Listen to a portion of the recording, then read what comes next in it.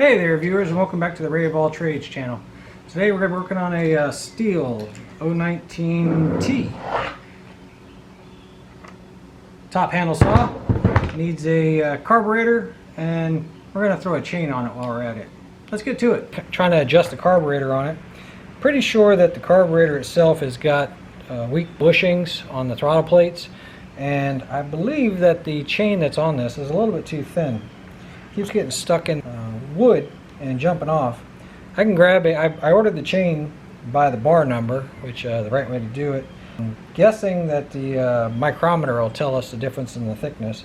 There's a very common chain for this saw that was an 043, I believe. The bar on this is actually an 050 bar, and that has to do with the thickness of the drivers. So basically the gap inside that bar. So there's a lot of play in this chain back and forth. I'm thinking that maybe it just has the wrong size chain on it. Generally you should be able to feel the chain being a lot thicker than the bar, and I'm not noticing that here. Fairly certain that that's the problem.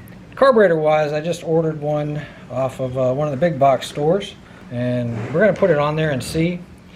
I've had pretty good luck on a lot of the Chinese carburetors, but I know that my time's coming. So let's get to it.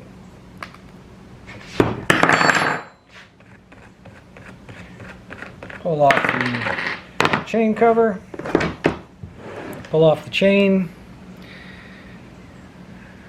It is a Stihl brand chain. It is a green link, which means it's the low kickback version. Not in bad condition. Like I said, I think it's the wrong one. So on the carburetor itself, a lot of saws, you just pull off this top cover and it's super easy to get to. This saw, they decided to bury it. You'll see what I mean. Well, let's pull off the air filter cover. Air filter. Yep, it's extremely dark brown. It's actually in decent shape. You can still see through it, blow air through it, whatnot. We're going to pull off the recoil starter.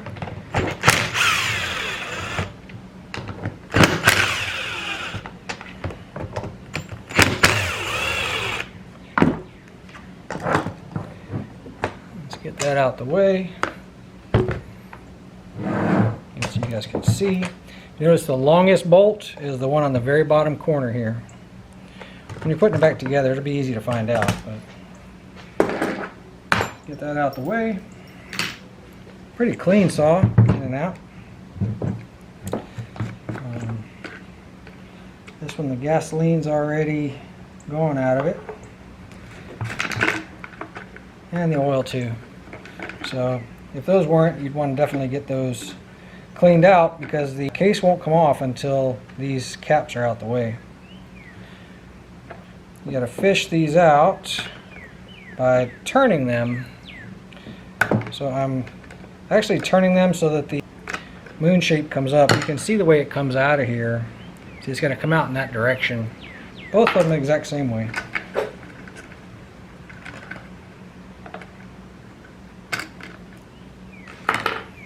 Get those out of there. Let's go ahead and get, before I mess up, I better grab the right tool for the right job. It's T27. As with most Stihl products.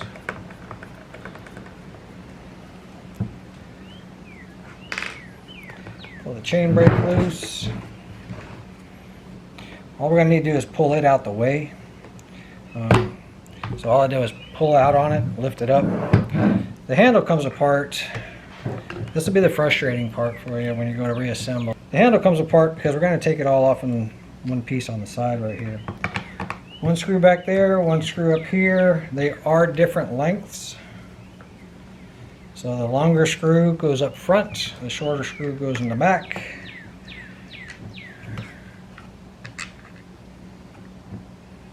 Okay.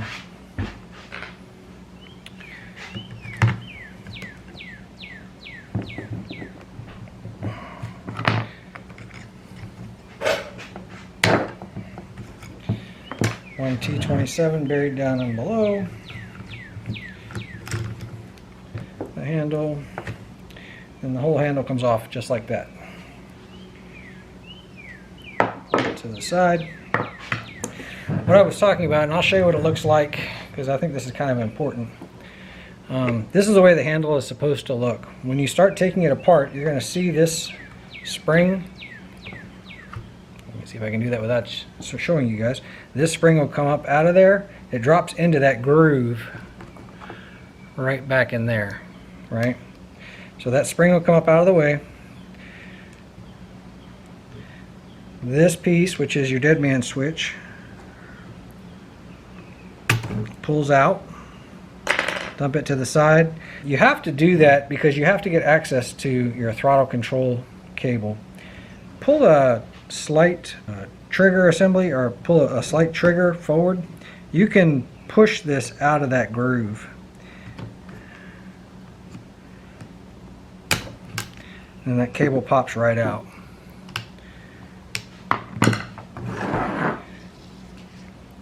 So there's 2 screws on the top holding the engine, and there's 2 on the bottom. Let's go and get those out. The engine screws, the engine bolts have a rounder head on them. So, and I like to put the same ones back in. There's one on the side. There is another one in the front.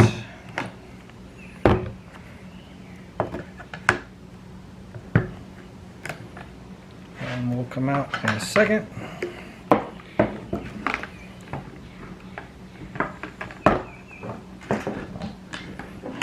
Then there's 2 on the base of the saw, right there and there.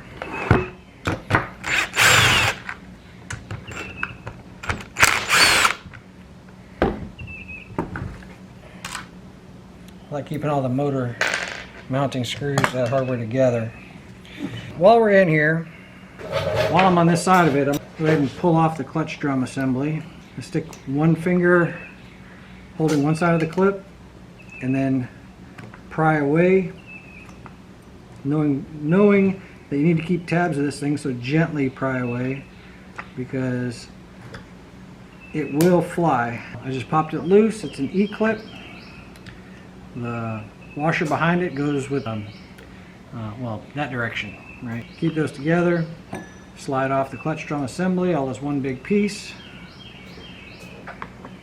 Set it to the side, pull out my clutch drum bearing, pull it to the side. This clutch side, this side of the clutch will come off clockwise, and the other side will come off, the flywheel side will come off counterclockwise. So I need to grab the big tools and get those out of there. This cover should be ready to come off, unless I've forgotten something. So I just push this brake assembly out the way. Push brake assembly out the way. I'll lift up on that cover, pull the whole thing off as one big unit. We're going to pull off the flywheel. It goes counterclockwise to pull off the flywheel. 13mm socket, same as 1/2 inch.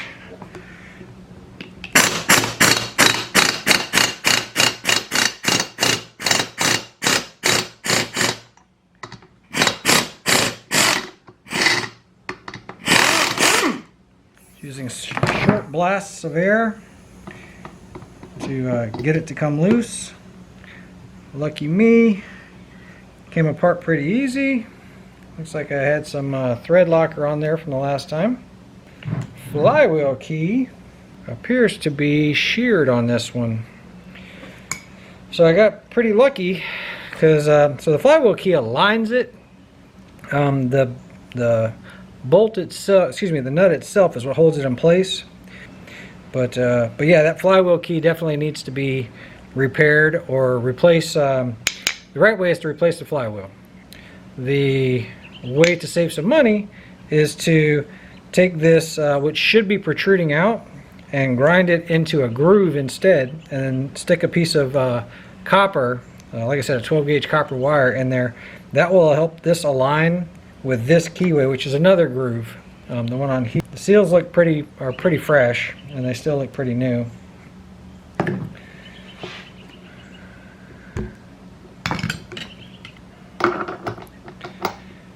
$19mm, same as 3/4. This side comes off clockwise rotation, so just like if you were tightening it.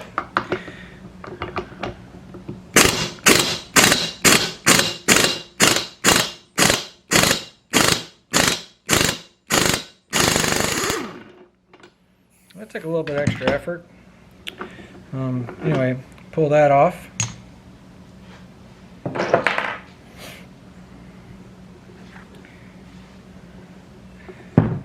So the flywheel on this side could have stayed if you really wanted to. I like taking it off so I can get access to everything a little bit better. You'll see what I'm talking about, because the air intake, messing with that, and then, well, I back up. You don't have to take it off of there. You can leave it as is. I like to change those seals whenever I get the opportunity, so just a reason to pull it off of there. But again, you could have left that flywheel on there. The clutch side definitely had to come off. You'll see why here in a second. Oiler, I've covered this in other videos. The drum, the clutch drum, runs this spring, this wire. As it's rotating, it's driving this piece of plastic around, which has grooves in it. Those grooves align with the oil pump. Oil pump's right there. Excuse me, right there. I'm used to being on the bottom. It spins this gear, which pulls oil from the tank up through this oil pump and delivers oil out this groove right here to oil your bar. So pull that off. Another wear item. It is made out of a I think it's mylar material. It's a plastic, right? It's a hardened plastic, but they do wear out, so always check those, make sure they're in good condition. So, and these two wires for the coil do have to come off of there. So this one will just slide off, right? It's a regular spade connector. That's your ignition kill wire. And then this other one is your ground wire. And it is a T27.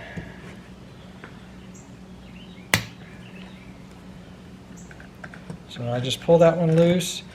This one bolt is different than all the rest in that it is extremely thin. You don't want to get those confused, and don't lose track of that one. Also, when you're putting it back together, because it's extremely thin, be careful torquing it down. You have to set this coil, because we have taken one screw out, you have to set this coil gap again when you're putting it back together. So pull that out the way. This cable, it's gonna push down through this hole right here.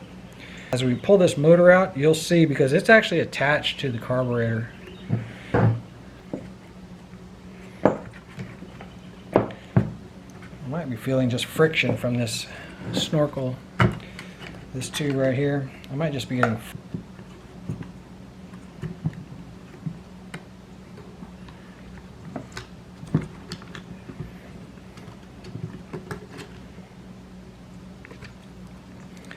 Go ahead and pull the carburetor cover and that wire off of there. When we're putting this back together, this will all go in together as a unit.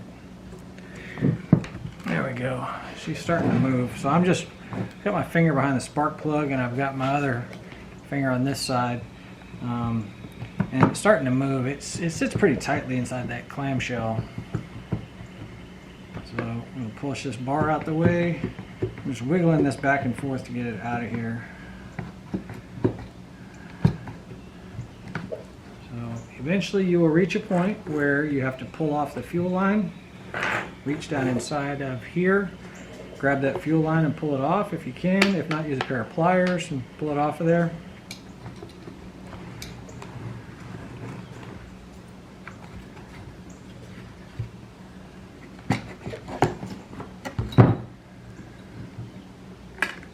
Throttle cable out of the way, and now the motor's out as an assembly. Give yourself a visual of the motor. Make sure that the exhaust doesn't need any work. All these bolts are tight for the muffler. Check around everything. See if you're showing signs of any kind of weeping, any kind of gaskets leaking, anything like that.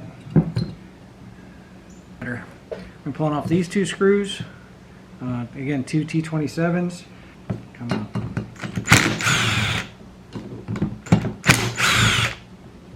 So those two screws off.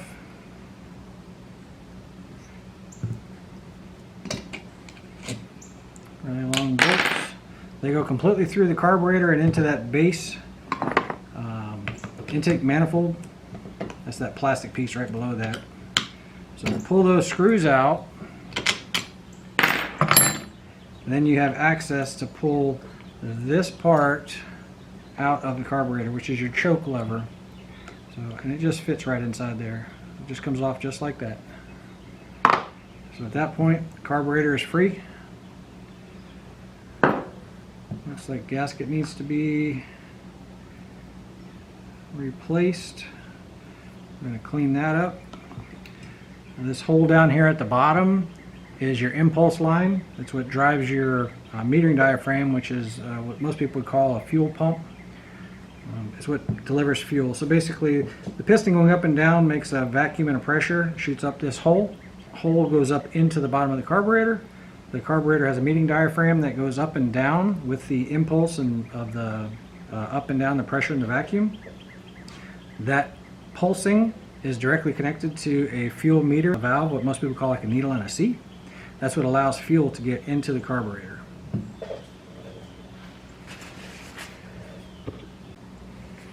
Let's go ahead and clean that old gasket material off of there, making sure that you don't get any of it down into the intake.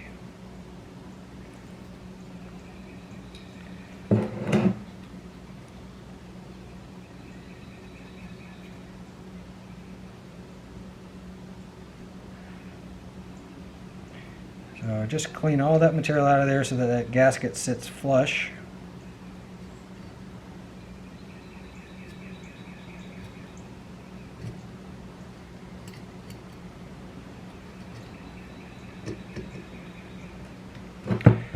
Alright, dropped off. Let's see, what did they give me here? So it came with some new gaskets. I could definitely use those. Came with some new fuel lines. I may or may not use those because mine were actually in pretty decent shape. Gave me a couple of new caps. Yeah, we may not use those either. The ones that came with it have those big moon shapes. These are designed to clip into a holder with inside the tank, and I don't believe these have that, so I don't think we're going to be using those either.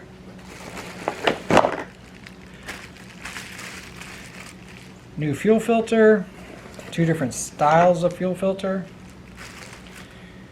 New spark plug, Savior BPM7E. Looks like they try to use the same nomenclature as the NGKs. Not a big fan of the Chinese spark plugs. They will work. And then the air filter assembly. This carburetor was actually designed for a different model, but the carburetor design matched up with a Stihl 021. And then a new buffer tube. So I'm going to keep these in my little arsenal of parts. So, because guaranteed I'll come across a saw. So, let's verify that this carburetor looks, functions, and has the same sizes of intake and inlet side. Let's see, so original had a, it's like about a 17.8 millimeter throat on it. The aftermarket one, 17.4, depending upon where you rotate it. 17.6. It's pretty close. Let's check the throttle side. 15.7. 15.7. I'm happy with the metering, the measurements. The original carburetor did not have a high-speed adjustment, and it only had a low-speed adjustment. The high-speed adjustment was plugged off.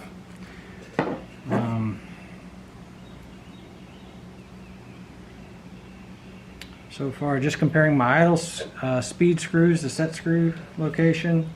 The new carburetor has a high and low jet. I like that. The body of the carburetor seems to line up. The holes, the mounting holes seem to line up. And my fuel inlet is in the same location. And my choke lever is in the same location.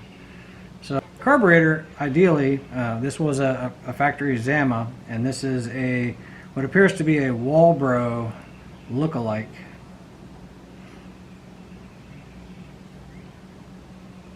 Yeah, this was a Stihl Zama carburetor, and this is what appears to be a Walbro Chinese knockoff.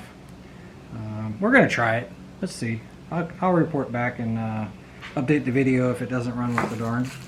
But let's pull that out the way. I was talking about earlier that it was pulling in vacuums from certain places, and what I noticed is that the throttle shaft has a lot of play, and it'll pull air in. It'll leak right in here. So even with a good sealed up gasket, the air will leak in these side shafts and introduce air into the system that you weren't expecting. And since I didn't have a way of adjusting the high-speed screw, I really didn't want to burn up the saw running it too lean, and it will occur that way. It's supposed to be mounted like that. Alright, that looks much better. Let's see if the gasket lines up. As I would expect, it lines up just fine on here. Let's make sure it lines up okay here.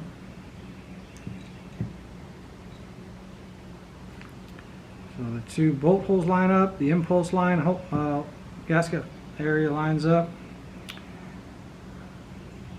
We'll mount that, get that in place. This arm right here drops into that carburetor, that side of that hole.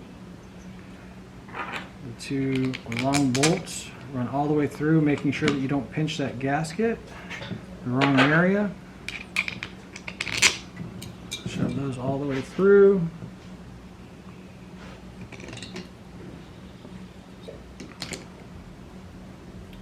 Those gaskets are designed to go on dry. They're not made to have a gasket sealer on them.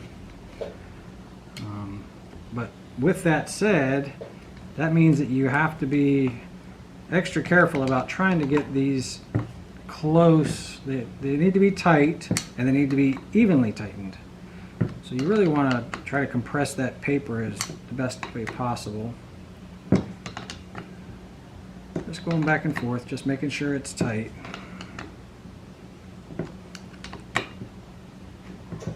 So, new carburetor's on.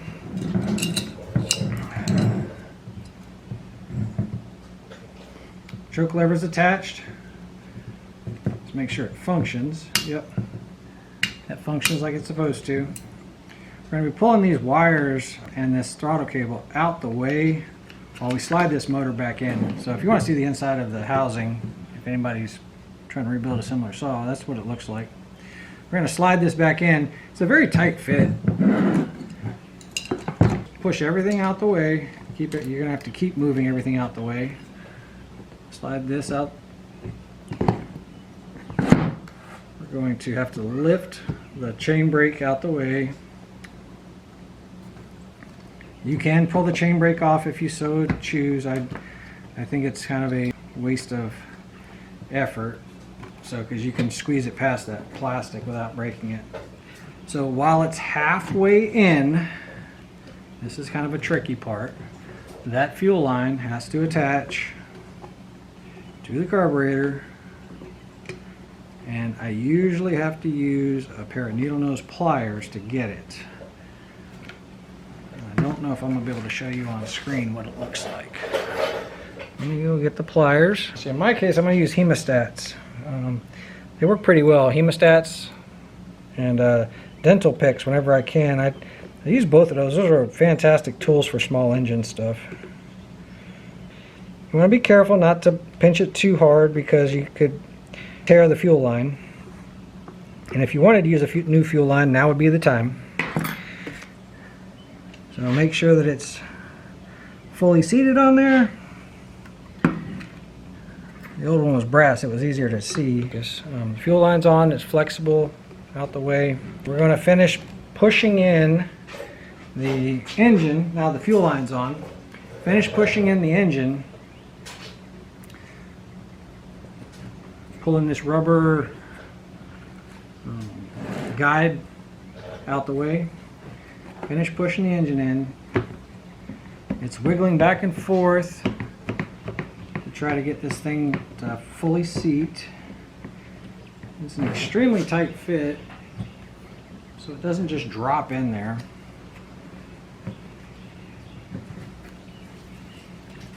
There we go. Just took a little bit of wiggling back and forth and it finally dropped in. Now is when I like to put the motor screws back in while you can still access everything. 2 in the top, 2 in the bottom.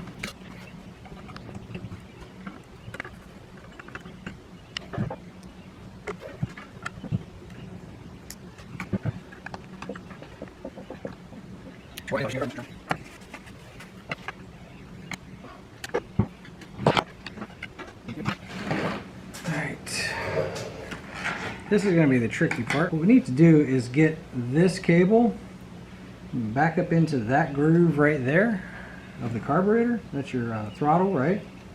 And it goes through this mounting, see, under this groove, through that groove, and the end of the cable goes into the end of that slot. So I do my best to try to demonstrate it on camera. I'm not positive it'll occur though. What I do is I go ahead and slide it through here. All right. I connect it behind this groove right here.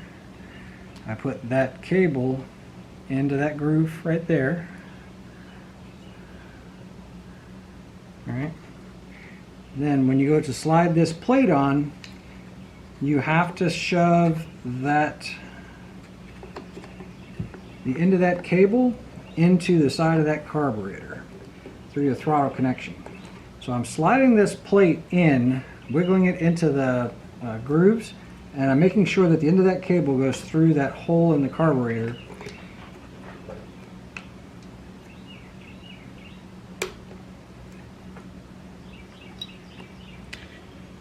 This rubber piece is in my way again. It's one piece of rubber in a clamshell design, but it does need to be out of the way.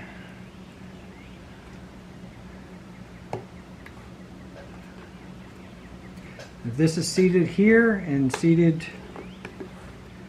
on this side, and it should sit flush, because if it doesn't, we'll have rubbing that we saw earlier.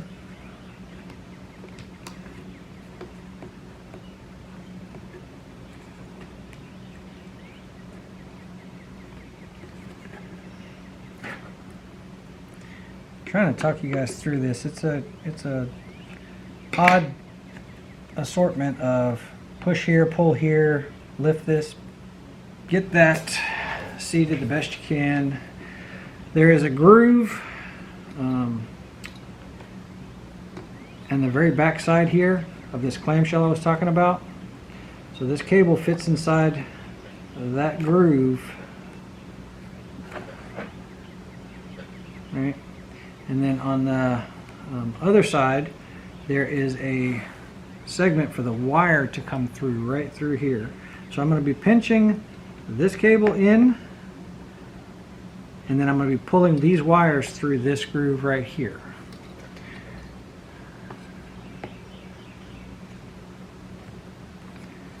And if that doesn't seat properly, the side cover won't go on all the way. The cable, this cable here, gets shoved back into this groove, just like that. My spring flew off in the process.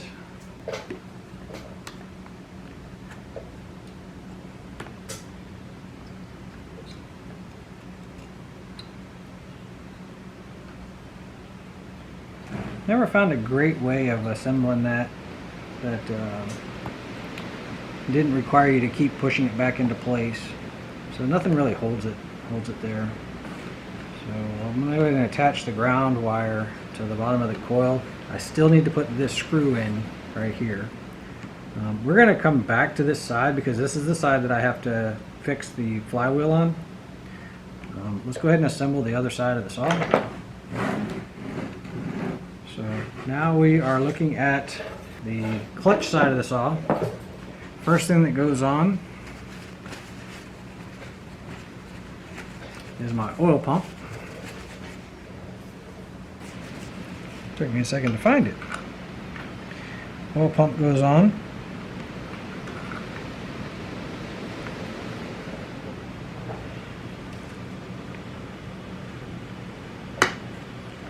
And it has to bottom out. I don't know if you saw, I was actually hitting up against that oil pump gear.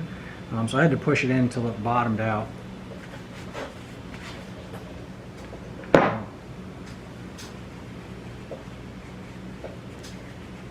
Directly behind that is my clutch itself.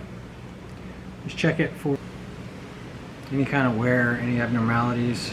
I've covered this a couple times before, but as you accelerate the motor of the saw, it pushes these clutches out and they engage this clutch drum. And the clutch drum is what actually spins your chain, and then as the motor slows down, the springs overtake and they retract the clutches. So this goes on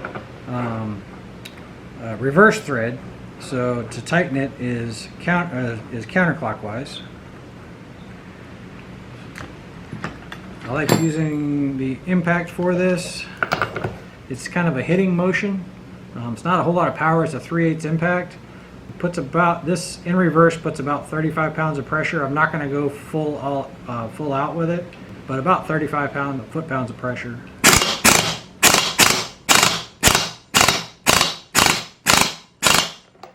The reason why I'm hitting it in pulses like that is to mimic a hammer, hitting something, because that's a lot of clutches are actually designed to use a punch, a chisel, and a hammer. And it's the hitting motion. The motor itself, the direction of the motor spinning, actually is enough to tighten this clutch. So that's why it's designed with reverse threads. So it's not to keep you out of it, it's to help with the engineering side of it, moving it in the proper direction. So next thing is going to be my clutch drum bearing. I like to add a little bit of grease to those whenever I have access to them.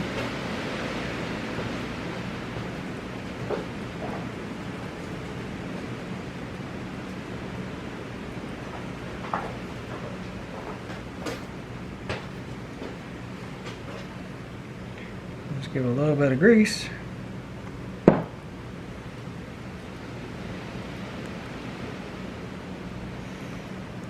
Slide that on the clutch drum. Verify that it's clean inside. There is a slot inside that clutch drum.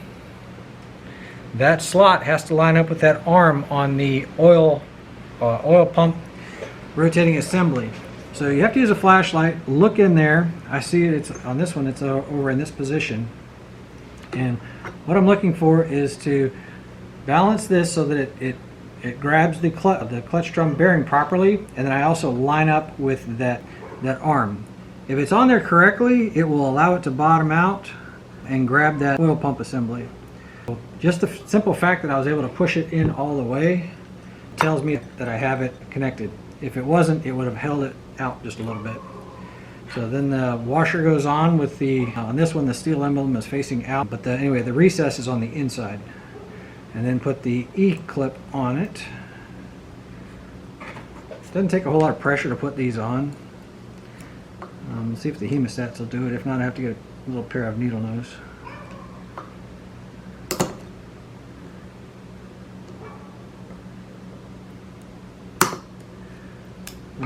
Just put that back in place. Make sure everything's is running smooth like it's supposed to. Everything's connected. We're going to hold off on putting the bar and chain on, but at that point you could do that right now. And now we're back to this side of the saw. This is where, so off camera, I'm going to take a triangular file so I can have sharp edges. I'm going to file this groove. I'm going to file this, what was normally a protrusion, I'm going to file it into a groove. That's going to allow me to put a spacer inside there. Like I said, the proper way is replace this flywheel. I need to be able to use a saw faster than getting a new flywheel, so I'm going to go ahead and groove this, make this groove, and the taper alone is what holds it tight, but that groove is the alignment. It is a keyway. It does take some of the pressure, I agree, but you want the copper inside there because it's a malleable piece of material and it'll help form into that shape. So just a little trick, cheat, I guess I should say, that I've used in the past and works out pretty well. This is my personal saw. Wouldn't be doing this for a customer. That'll help get me back in alignment. Alright, let's see if we can make this work.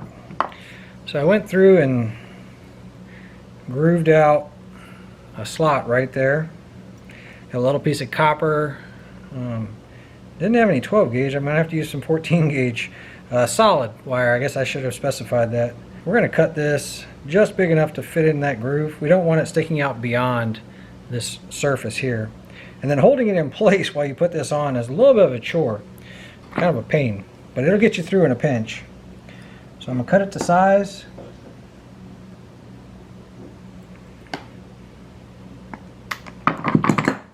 That little bitty piece right there is all I'm going to need.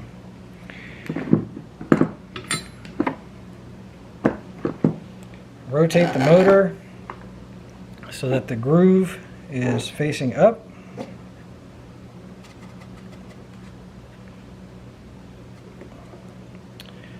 Going to lay this inside that groove, and if I'm not careful with this, try to explain this. If I'm not careful with this, this piece of wire can get into that seal, and it'll eat that seal up, and I'll just basically have to tear this back apart and put a new one in. That's why I'm leaning towards, saying, hey, normally you would want to change this out. This is one of the rare instances. Like I said, it's personal saw. I need the saw.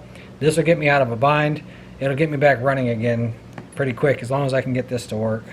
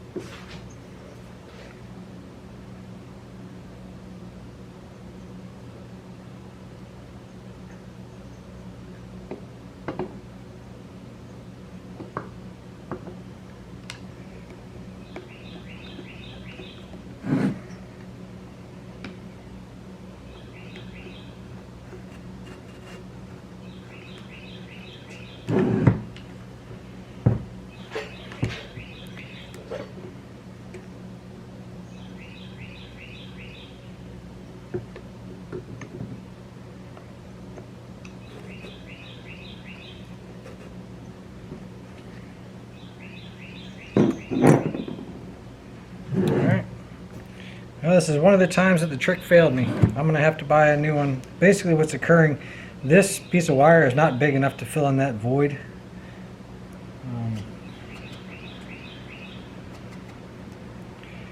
So it'll rotate some, but it's not working like it's supposed to. I'm going to look and see if I've got a different key to be able to fit inside there, and if I don't, I'm basically going to have to just look up the model number or the part number that's on the back of this flywheel. It is kind of important to make sure that you've got that straight, because that number will determine your timing mark here. They do vary slightly, and you do want to make sure you get the exact right one.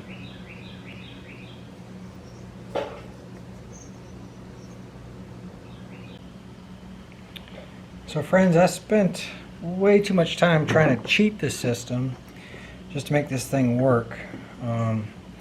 But basically I cut a groove into here. Then I had to go find some old keyway stock.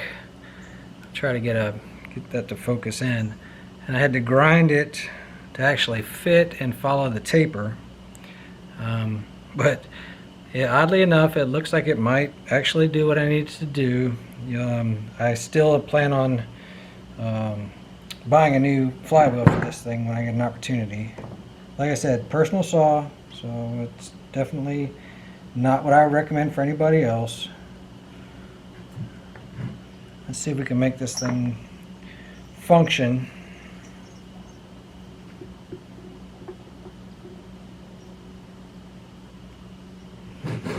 So I'm trying to keep an eye on the actual key itself. Make sure it doesn't slide back up and hit that seal. So, and then make sure that the flywheel seats on like it's supposed to. One of the things I'm really concerned about is if it's going to be balanced as it's spinning around in circles. So I'm going to use the coil to help me determine if it's centered or not.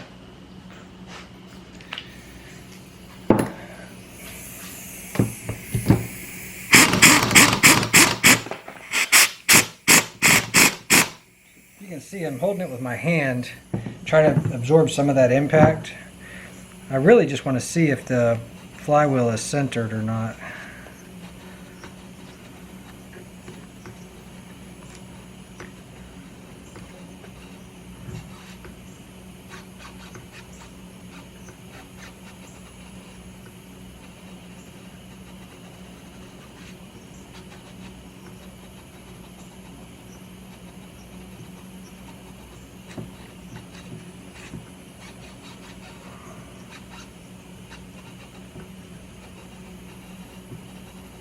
Going to be a little bit tough to tell because generally the magnet side will stick out a little bit further than the opposite side, the counterbalance side of the flywheel.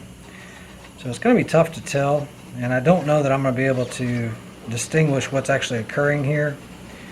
So I'm going to go ahead and tighten it up.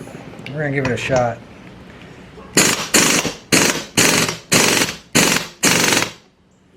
Okay. Let's go ahead and adjust that coil while we got it.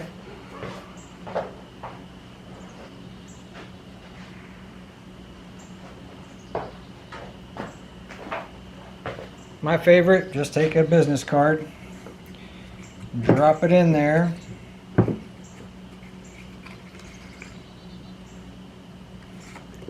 Turn until the magnets are in line with the two legs of the coil. Go ahead and push the coil up against the business card. Grab that one screw that I mentioned was skinnier than the rest of them. Through the eyelet for your ground. Never use an impact to tighten this up. You may have to hold pressure on the coil. And even though you didn't take out this other screw, go ahead and make sure that it's still tight. Then if the business card doesn't just pull right out, one of the tricks is just turn the flywheel so the magnet's not against it, and it'll slide right out. So again, this little boot will hold that cable.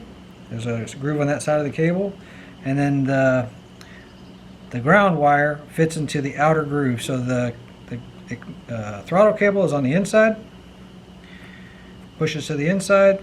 The ignition wires, excuse me, the throttle, it's ignition wires. It's basically the throttle kill though. So as this spins around, it generates spark. What you're doing with these two wires is actually killing the spark. So it's more of an ignition kill than it is ignition. So put this boot back on so that everything's held in tight. Make sure that the flywheel is not rubbing on any of the plastic. Making sure that this wire didn't come back out for your throttle. While all that's in place, your climbing harness ring that you guys didn't see me take out because basically it fell out while I was taking this thing apart, drops in there.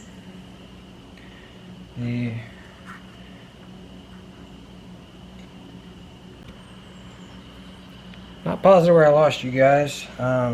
Anyway, snorkel goes in here, push this boot in the rest of the way.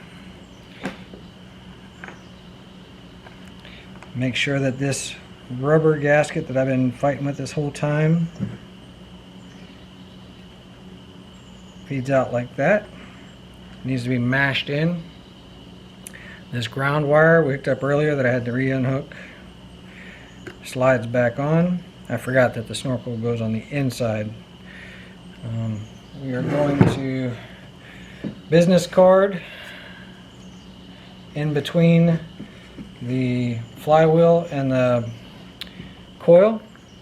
Turn it around so that the magnet lines up evenly across that coil. Push in on the coil to take away any kind of slack.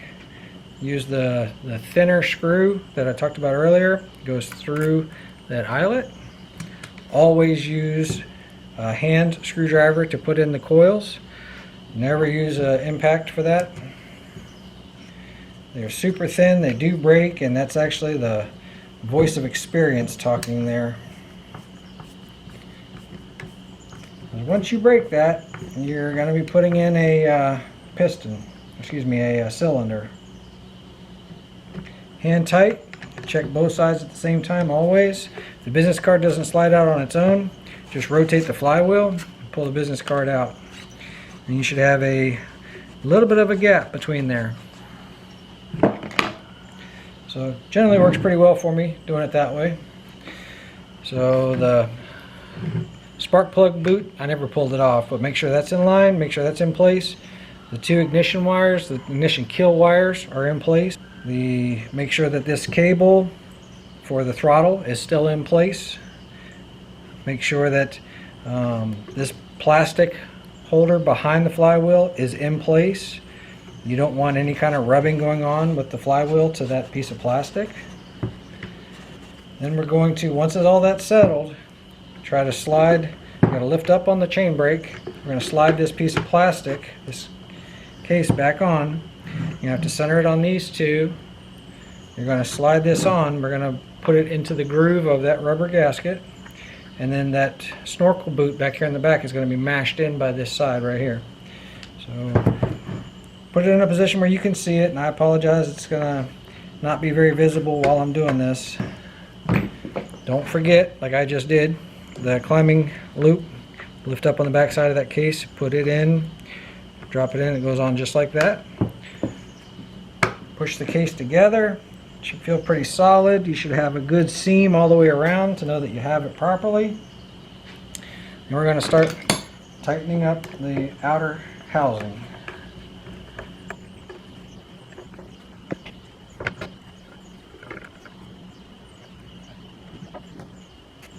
This would be a great time to go ahead and get your pull start assembly on, because everything's out of your way. Whenever you go to drop a pull pull start assembly on. If it doesn't just drop on immediately, just grab that rope and just give it a couple of quick pulls and it'll drop in. It's basically the lining up the dogs. So longest screw goes here in the back.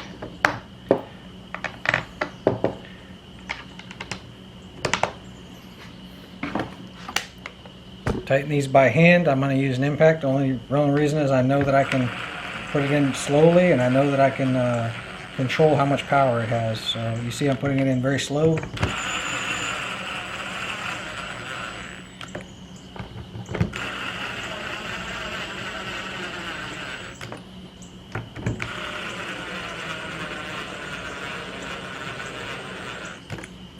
All right. I'll finish them off by hand.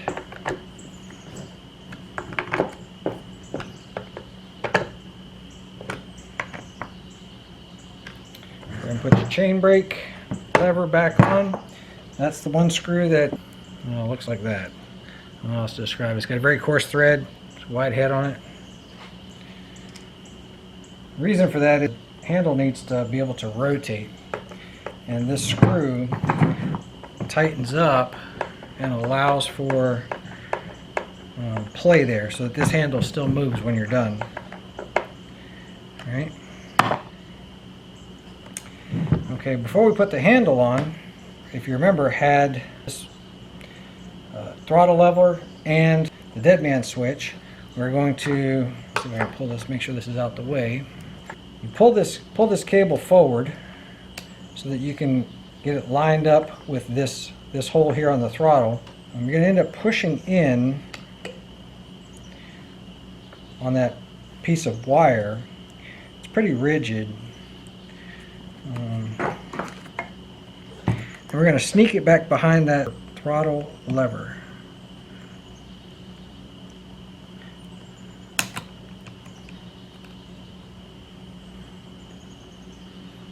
Got it slightly twisted at an upward angle. Give it some pressure. If this doesn't work for you, you have to end up taking it apart.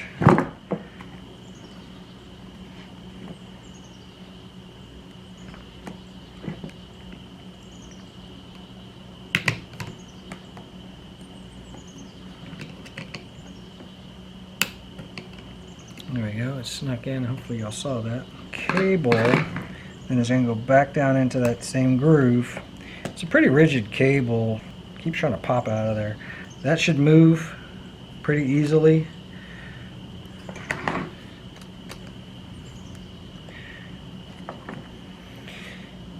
This spring, let's grab this.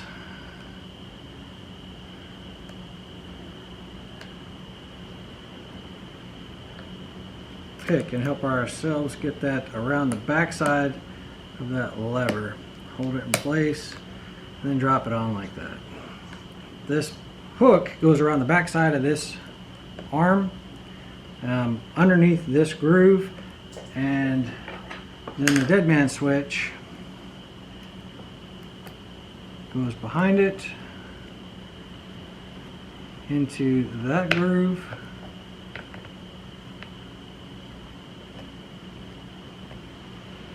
And then the spring continues on to the bottom side of the dead man switch. Right? So the thought is this throttle can't move up until this is depressed first. When that's depressed, then the throttle can move up. Right? So if that's up, you can't move it. If that's depressed, you can. Make sure all that's in alignment. Like I said, that's the hardest part about it. Little copper screw drops in the bottom of the handle. I'll use these so I can get my fingers out the way and you guys can see what I'm doing. That screw goes down inside that hole, just like that.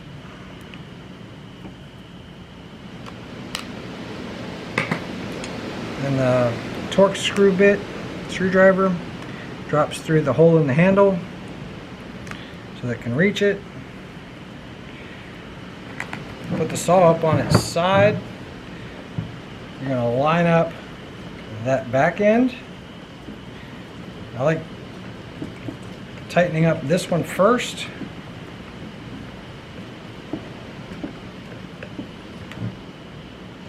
Once that one's tight, then the rest of this pushes into place. Like I mentioned, the longer of the two screws goes up front, the shorter one in the back. I'm seeing the longer screw, the shorter one I must have knocked off the table here somewhere.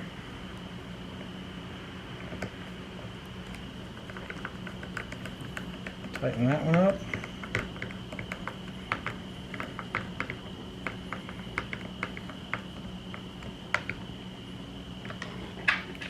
Shorter one in the back.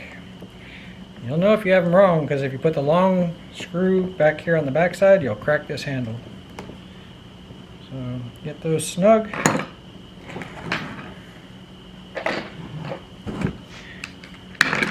Air filter goes back on, drop inside the keyway, just like that.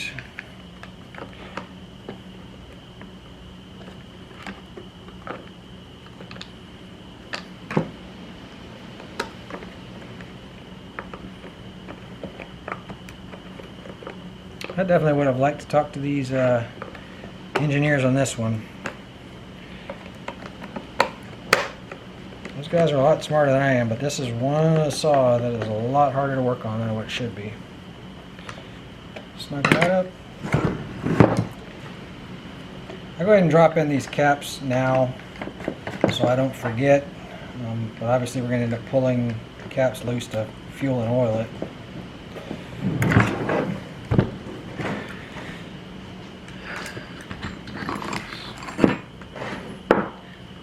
Make sure that this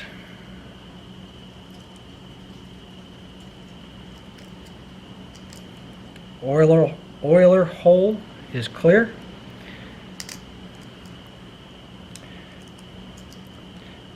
And I just remembered we got a brand new chain for this. Let's go ahead and put this bar, just place it in its location there, and let's open up a brand new chain. I told y'all we were going to look at the width of the chain with a micrometer. And here's the chain that was not working so well with this thing. So I bought that one for it. And like I said, this is an 050 bar. I have a feeling that there's going to be a difference. We're about to find out. And if I'm wrong, I just have a whole bunch of chains I can't use.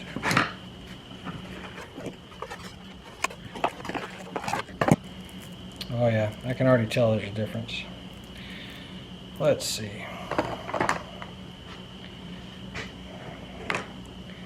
So the width of the driver on the old chain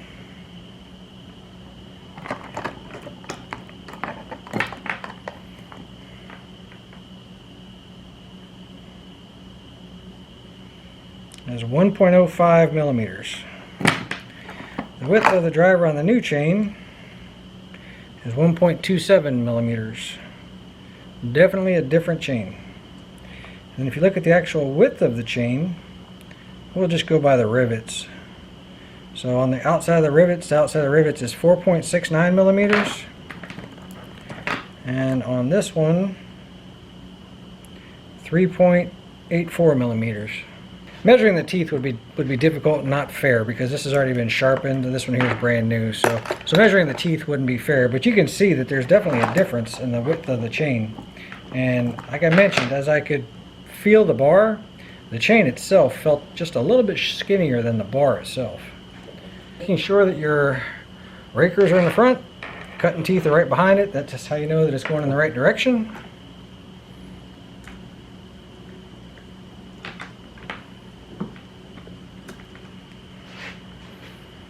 Chain adjustment. Get that loosened up.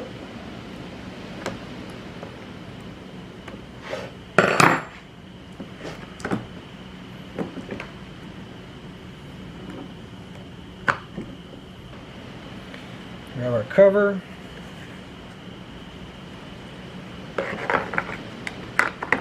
So you guys are seeing me take some shortcuts, and like I said, it's because it's my saw, it's a personal saw. And I just need to be able to use it. if y'all hear the wind blowing out there today, but I've got some work to do.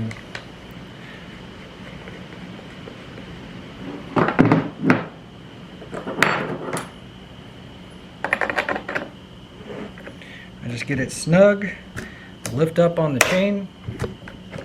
Don't have the chain brake on. Lift up on the chain so that it falls slack again. Then I tighten up until the chain just touches the bottom of the bar. Then I rotate the bar forward, and I see how much slack I get by rotating the bar forward and putting that tension on there. You can see I've got some slack. I snug up that slack for the second time. On a new chain, I get it all the way touching, and then while I'm holding forward pressure on the saw,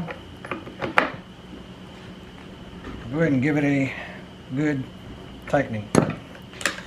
Verify operation, the on-off, fast idle, the choke. Make sure all that's functioning. Let's gas it up and give it a try. Alright, so fast idle, choke's on.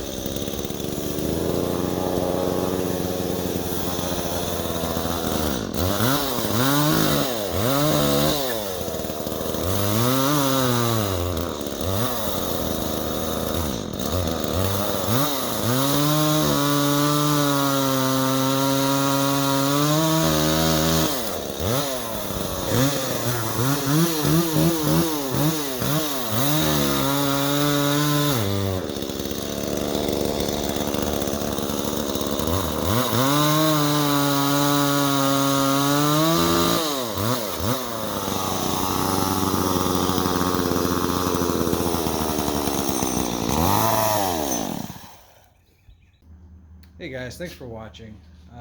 The timing's not quite right on that saw, which is affecting how fast it revs up. I expect a lot snappier throttle response than what I'm getting. So anyway, I can take care of what I have to do for today. Trying to keep a very close eye on it overheating. So a timing that is too far backwards will cause the saw to run a lot hotter. So ideally you want a little bit of advanced timing to make it run cooler, and it doesn't take much to get off. Hey viewers, you can probably tell that it wasn't running quite right.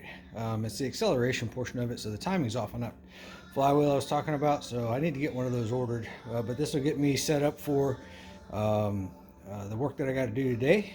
If you learned something from this video, I'd appreciate a thumbs up. Thanks for watching, and thanks for hanging out with me for the day. Have a good one, guys.